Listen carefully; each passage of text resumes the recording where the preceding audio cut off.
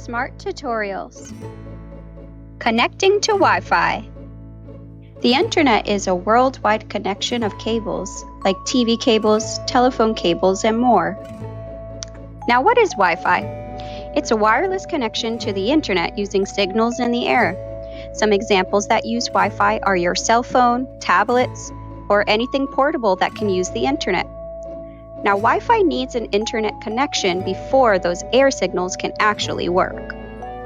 A modem is used to get internet into your house. A cable with internet signals comes in from outside to connect directly to this box and give you the connection and speeds you need to get online. AWG, or all-in-ones, do everything a modem does to get you connected, and they also work like a router to give you Wi-Fi as well. If you don't have an AWG, all-in-one, and you want Wi-Fi, you need a router. This connects to your regular modem with an Ethernet cord. Routers send out Wi-Fi signals so you can use the internet wirelessly. If your router, or all-in-one, is dual band, then it provides you with a 2G and 5G network. A single band will only provide a 2G network. While all routers are different, usually on the back of your home router, or all-in-one, will be your Wi-Fi information.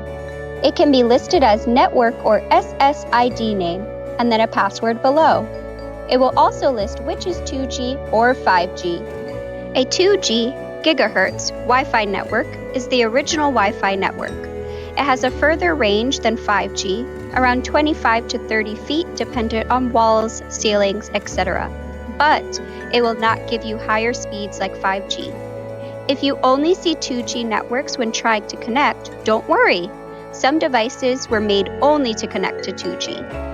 5G gigahertz Wi-Fi networks were made to give you higher speeds, but the range is shorter than 2G, around 20 to 25 feet dependent on walls, ceilings, etc. If you do a lot on the internet like watching videos, playing games, downloading images, or more, 5G is the preferred network. Every device has a slightly different way to connect to Wi-Fi. Key terms to look for on your device when trying to connect are settings, networks, or connections. You might see a gear icon for settings or a Wi-Fi fan as a symbol. These icons should then give you further steps to connect to a Wi-Fi network.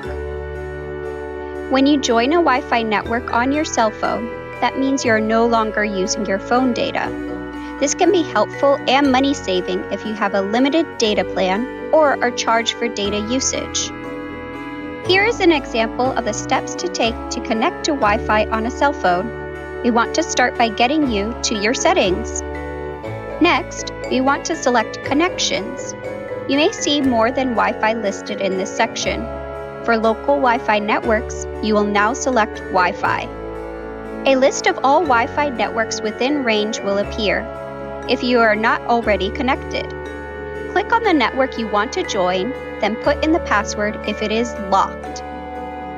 Once you have joined a Wi-Fi network, your device might ask if you want to save or automatically reconnect to the network. You should select yes, especially for your home network, so you don't have to go through the connection steps again. Many public spaces such as libraries, restaurants, community centers, subways, schools, and even parks have free Wi-Fi networks. These might be listed as public hotspots. When you search for these networks, they will most likely not have a lock icon, meaning it is open or public, unless the location gives the public a password or steps to join. Laptops, tablets, and other devices that can connect to Wi-Fi use similar terms and icons to connect. As long as you know which network to look for and the password, you'll be able to connect. Companies with low-cost plans. Spectrum. Call 1-844-488-8395. Comcast Xfinity. Visit internetessentials.com. And both have free-to-use public Wi-Fi hotspots. Thank you for watching. Please visit smartuniversity.org for more information on our programs, to donate, or follow us on other social media platforms. Major support for smart tutorials provided by the New York Women's Foundation.